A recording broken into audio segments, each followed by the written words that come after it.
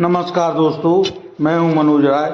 आज हम बात करेंगे बिदारी कंद के फायदे के बारे में।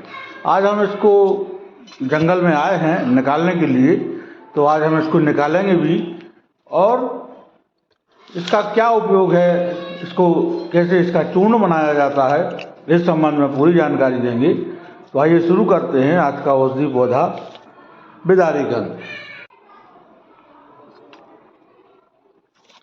बिदारी कंद को भारतीय कुटजू के नाम से भी जाना जाता है। यह एक 12मासी जड़ी बूटी है। बिदारी कंद के कई फायदे हैं। बिदारी कंद दिल के लिए टॉनिक है। यह हाई ब्लड प्रेशर को कम करता है और एंजीना में राहत देता है। बिदारी कंद में एंटी इन्फ्लेमेटरी गुण होते हैं। यह पित्ताशय में होने वाले दर्द और सूजन में फायदेमंद है। बिदारी कंद का इस्तेमाल बच्चों की याददाश्त बढ़ाने के लिए किया जाता है। बिदारी कंद में एंटीऑक्सीडेंट्स भरपूर होते हैं।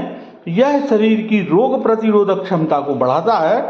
बिदारी कंद में एंटीबैक्टीरियल, एंटीवायरल और एंटीफंगल गुण होते हैं।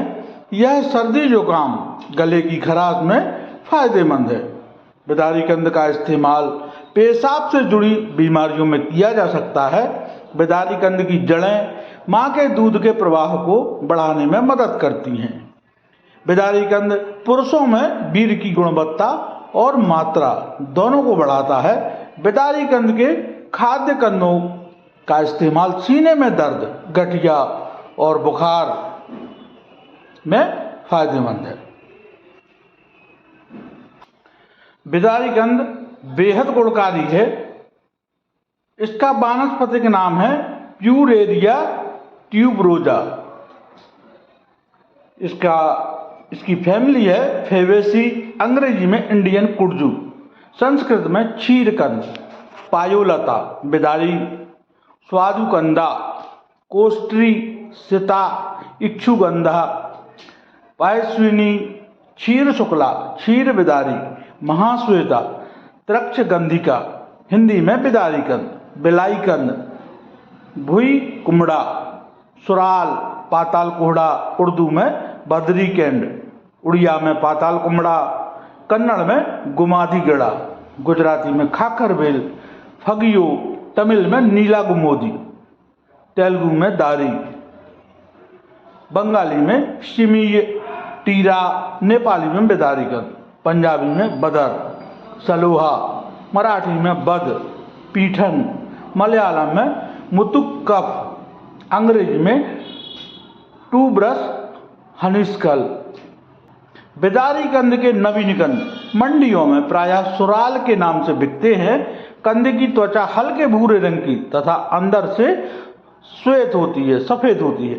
कंद को काटकर सुखाने पर यह श्वेत दिखाई पड़ती है। चरक संहिता में शाक वर्ग में बिदारी के गुणों का वर्णन मिलता है। राजयक्षमा में इसका उत्साधन रूप में अन्य द्रव्यों के साथ तथा अश्मरी और मूत्र कृच्छ की चिकित्सा में वर्णन मिलता है। आयुर्वेदीय गुण, कर्म एवं प्रभाव। बिदारी कंद मधुर, स्निग्ध, शीतल, शुक्रवर्धक, स्तन्यवर्धक, ब्रहण, मूत्रल, बलकारक, वरण्य, बाजीकर, दाह प्रशमन एवं रसायन है। यह मृदु, स्नेहक, रेचक, वामक, हृदय परिवर्तक, निसारक एवं ज्वरग्न है। इसके कंद तथा पुष्प में बाजीकारक गुण देखा गया है। यह उद्वेष्टन रोधी, अल्प शर्करा कारक, सोथर, ओएस्ट्रोजन जनक, प्रोजेस्टेरोन जनक एवं गर्भरोपण रोधी क्रियाशीलता प्रदर्शित करता है।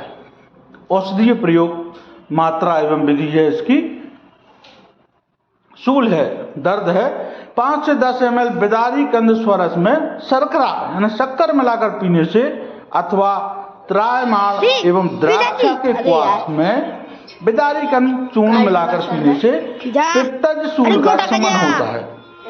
बिदारी कंद एवं अनार के स्वरस 10 से 20 ml में त्रिकटु यानी सौंठ, मरीच और पिपली चूर्ण 1 ग्राम, सेंधा नमक तथा मधु मिलाकर प्रयोग करने से तीनों दोषों से उत्पन्न शूल का शीघ्र ही शमन होता है, निवारण हो जाता है। संग्रहणी है यानी जो जिनका पेट खराब रहता है, बार बार दस्त होते हैं, तो 1 से 2 ग्राम बिदारी कंद मूल चूर्ण का सेवन करने से संग्रहणी में लाभ होता है। यदि अम्ल पित्त है, खट्टी खट्टी डकार आती है, तो बिदारी कंद स्वरस 5 ग्राम को 2 चम्मच शहद के साथ प्रातः खाली पेट सेवन करने से अम्ल पित्त में लाभ होता है। यदि अर्श है, बवासीर है, बिदारी कंद चूर्ण 1 से 2 ग्राम तथा तिल तेल को समान मात्रा में लेकर पीसकर इससे निर्मित कल्क को 1 चम्मच की मात्रा में शहद के साथ दिन में 3 बार प्रयोग करने से कुछ ही दिनों में अर्शजन्य रक्तस्राव का शमन होता है। यकृत प्लीहा वृद्धि, बिदारी कंद के 5 ग्राम चूर्ण को सुबह शाम जल के साथ सेवन करने से यकृत और प्लीहा वृद्धि में लाभ होता है। स्तन्य वृद्धि, 5 ग्राम बिदारी कंद चूर्ण को दिन में 3 बार दूध के साथ सेवन करने से स्त्रियों में स्तन्य दुग्ध की वृद्धि हो जाती है। मासिक विकार, 1 चम्मच बिदारी कंद चूर्ण को घी और शक्कर के साथ चटाने से मासिक धर्म में अधिक रक्त का जाना बंद हो जाता है। पुरुषत्व वर्धनार्थ, 3 ग्राम बिदारी कंद के चूर्ण को 10 ml बिदारी कंद स्वरस में ही मिलाकर उसमें 5 ग्राम घी और 10 ग्राम मधु यानी शहद मिलाकर सुबह शाम सेवन करने से पुरुषत्व की वृद्धि होती है। बिदारी कंद के 2 चम्मच चूर्ण में 1 चम्मच घी मिलाकर दूध के साथ नियमित कुछ काल तक सेवन करने से वीर्य पुष्ट होता है। कामोद्दीपनार्थ, 1 चम्मच बिदारी कंद चूर्ण में 1 चम्मच मधु मिलाकर सुबह शाम नियमित सेवन करने से काम शक्ति बढ़ती है। 1 ग्राम गूलर फल चूर्ण में 1 ग्राम बिदारी कंद चूर्ण मिलाकर धृत युक्त यानी घी मिलाकर दूध के साथ सेवन करने से वृद्धावस्था जन्य विकारों का शमन होता है तथा रसायन गुणों की वृद्धि होती है।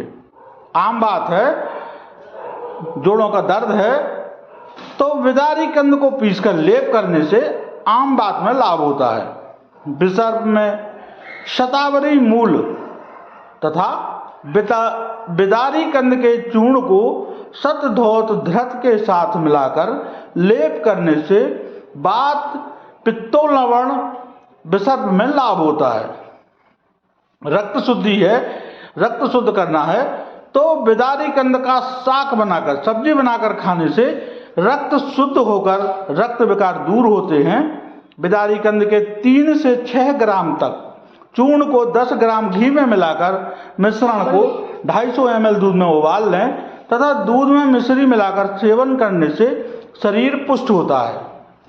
बिदारी कंद का चूर्ण 50 ग्राम जौ का आटा, 50 ग्राम गेहूं का आटा, 50 ग्राम तीनों को मिलाकर 50 ग्राम घी में भून लें। इसमें काजू, बादाम, चिरौंजी, सफ़ेद मूसली, जायफल, लौंग, इलायची 10-10 ग्राम की मात्रा में मिलाकर शहद के साथ लड्डू बना लें। प्रतिदिन 1-1 लड्डू सुबह शाम दूध के साथ खाने से शारीरिक कमजोरी दूर होकर शरीर पुष्ट हो जाता है। बच्चों का शरीर पुष्ट करने के लिए बिदारी कंद के 1 ग्राम चूर्ण को मुनक्का के साथ प्रतिदिन देने से बच्चों का शरीर पुष्ट होता है। 1 ग्राम बिदारी कंद चूर्ण को मधु के साथ सुबह शाम चटाने से भी बच्चों की निर्बलता मिटती है। बिदारी कंद को चूर्ण करके कंद के ही रस में 21 बार भावना देकर सुखा लें। 6 ग्राम चूर्ण को प्रतिदिन गाय के दूध और मिश्री के साथ सुबह शाम लेने से मनुष्य का बल, जीवनी शक्ति, रोग निवारण शक्ति, ओज और बल बढ़ता है। बिदारी कंद के चूर्ण की 3 से 6 ग्राम मात्रा को गुनगुने दूध के साथ सेवन करने से वृद्धावस्था जल्दी नहीं आती। पित्तशूल है तो बिदारी कंद के 10 ml रस में 2 चम्मच शहद मिलाकर सुबह शाम भोजन के पहले पिलाने से पित्तशूल का शमन होता है। यदि विषम ज्वर है, समभाग दूध, तेल, धृत, बिदारी कंद स्वरस तथा इक्षु रस में मधु मिलाकर पीने से विषम ज्वर में लाभ होता है। इसका प्रयोज्यांग है इसका कंद। मात्रा है इसकी चूर्ण की 2 से 4 ग्राम। और औषधि लेने से पूर्व अपने चिकित्सक से अवश्य संपर्क करें और इसका सेवन किसी चिकित्सक की देखरेख में ही करें। तो आज के लिए इतना ही। मिलते हैं अगले वीडियो में नई जानकारी के साथ। तब तक के लिए बहुत बहुत धन्यवाद। नमस्कार दोस्तों।